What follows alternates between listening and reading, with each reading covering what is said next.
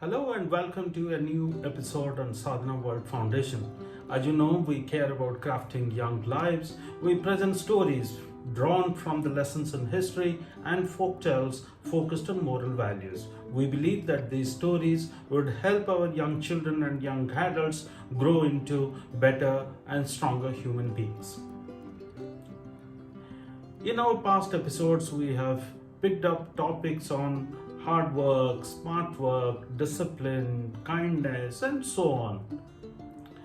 Today, we are going to talk about something which is very interesting, which in our today's times extremely relevant. I have experienced it personally as a parent. I see this happen in many families. This confusion about what a prayer is, whether somebody should pray at all. Are prayers useful? Today I am going to talk about this particular topic drawn from various lessons that I see around us. All of us have noticed that when there is an exam the next day, there is of course tension, there is stress of doing the best that one can. One is trying to master all the lessons that are available in a book, and you are never able to say that I am the master of all the lessons that's there in this book. Anything which comes in the exam, I am confident that I will do my best and score the most. You can never be. There is so much of uncertainty in life. The same happens in day-to-day life. You don't know what the day is going to be. You are on the road, you don't know whether you will meet with an accident or not. You are working on a particular project, you don't know what the outcome is going to be. You are organizing an event, outdoor event, and you pray that it doesn't rain the next day. And at the same time, there is a farmer who's praying that it should rain. We all bring various applications at the door of the god or the goddess that is favorite of ours, or we believe in. Irrespective of the religion or the faith that we have, whether it is Hinduism, Christianity, Islam, or Sikhism, or any faith that we believe in, every faith teaches us that there is a god or a goddess or any form that we worship, we believe in. Somebody says a heavenly father, somebody talks about Vaheguru, and in Hinduism we have millions of gods and goddesses. We believe in some power, most people. Of course, there are some who don't believe in the presence of a god. That's fine. Irrespective of all this, people experience uncertainty. You are planning a marriage, you do not have adequate money. You are going to buy a house, you do not have adequate money. You are trying to organize money. You have applied for loans in various places. You hope and pray that one of those applications gets sanctioned. You feel hungry, you go to a restaurant, you order some food, you hope that the food is going to come. The difference between all these physical events and the event of the exam, or it will rain tomorrow or not, will I meet with an accident or not, is the result of this project going to be great or good or bad? The difference is that many of these applications, the results are quick, you know the results. If you have asked for food in a restaurant and your choicest food is not available, immediately they are going to say that the food is not available. You can go and search somewhere else.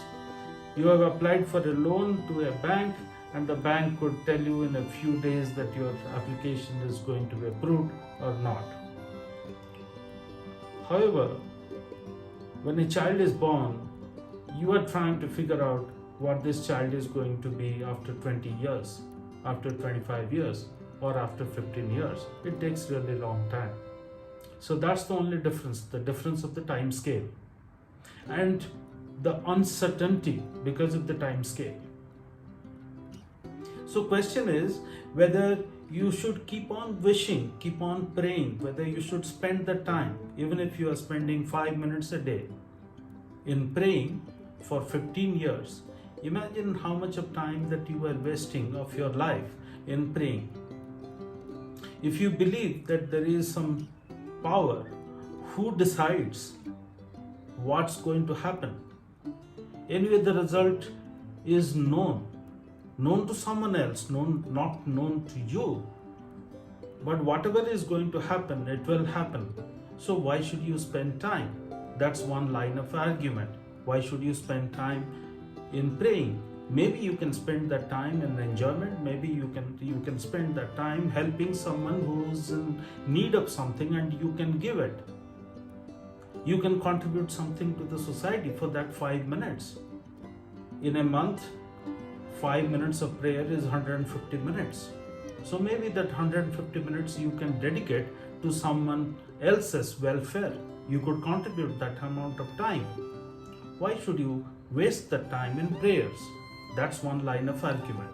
The other line of argument is that if I pray, then my wish could come true. There is a chance that my wish will come true. All the successful people have failed multiple times in their lives, yet they found success on some particular day, and hence it is worthwhile praying. Many prayers may not come true, but some prayers will. Like a sports person keeps trying, keeps practicing every day, I will keep praying every day. Some prayers will get answered and some will not. So let me pray. So these are the two lines of arguments. So when I started thinking about it, I thought it's an important topic that our young children should have some clarity, young adults should have some clarity. Even as adults, we all need some clarity on this particular topic. So question is, what's a prayer? And whether I should pray or not. When I started thinking about it and started reading about this in different religious texts, then I understood that there are two kinds of prayers. One, when you need something physical, like you need money or you are in danger, you want to get over that obstacle or that distress with limited damage. You have a health issue and you want to get over that health issue. So these are all examples of physical expectations that you have. You are looking for money, you are poor, you are not able to get 2 meals a day, and you hope that you get some work which will help you and your family survive and lead a little better life. All these are examples of physical expectations. And there is another set of expectation that you are looking for peace, you are looking for certain kind of actualization, you are looking for a companion, you are looking for certain guidance which comes from somebody metaphysical, who doesn't have a form, who you are not able to touch and feel, but there is a force. You are looking for certain kind of guidance. You feel happy, you feel peaceful if such a guidance, such a force, you feel the presence of the force around you.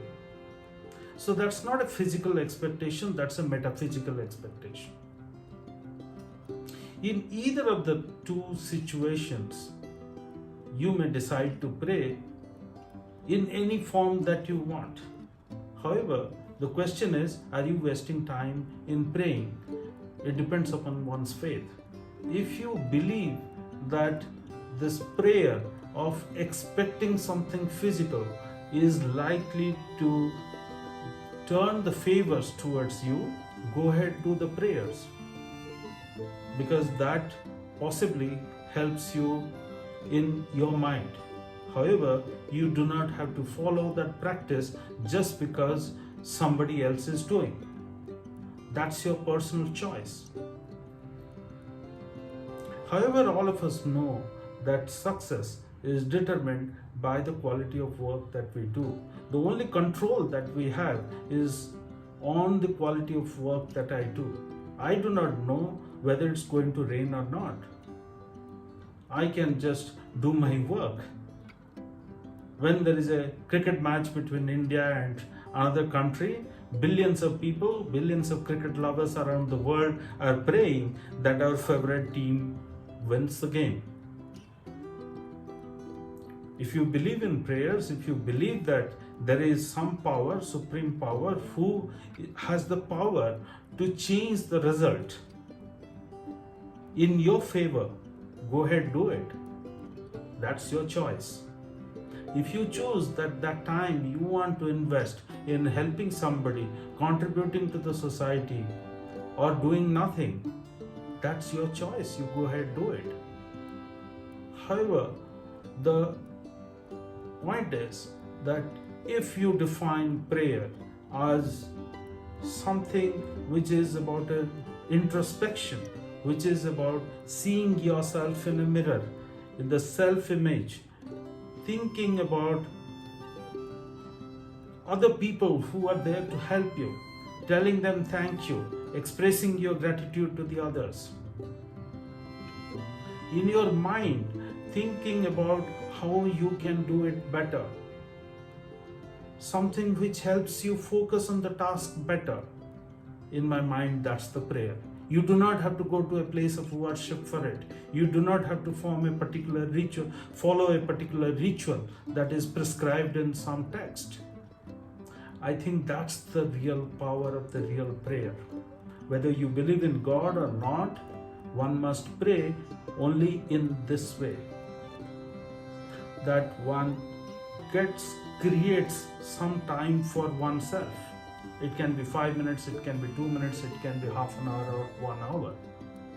Whether you believe in a religion or not, whether you believe in God, any particular form of God or goddess, whether you believe in some supernatural power or not, I think it's very important that we have to spend some time in silence, to introspect of how I can do this better, whatever I have chosen in the walk of life, to excel in that area of work.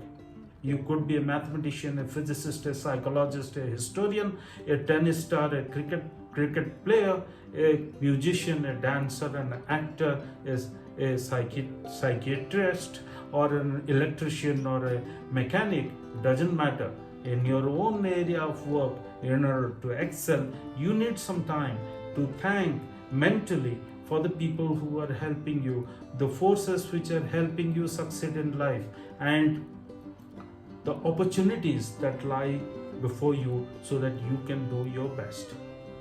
Because that's the only thing which is in our control. That's why possibly somebody has said that man proposes, God disposes. Whether you believe in God or not, we do not know what the outcome is going to be. The only way I can do my best, I can pray. If that is called prayer, I think that is called prayer. That I focus, I introspect, I express my gratitude to the others who are helping me live a better life in this world, and say thank you in my mind. And look at continually making some improvements. That's the prayer. I would encourage all to engage in this prayer. That's all this week in this episode. I hope you like this episode. Look forward to seeing you again in the next episode. Thank you very much.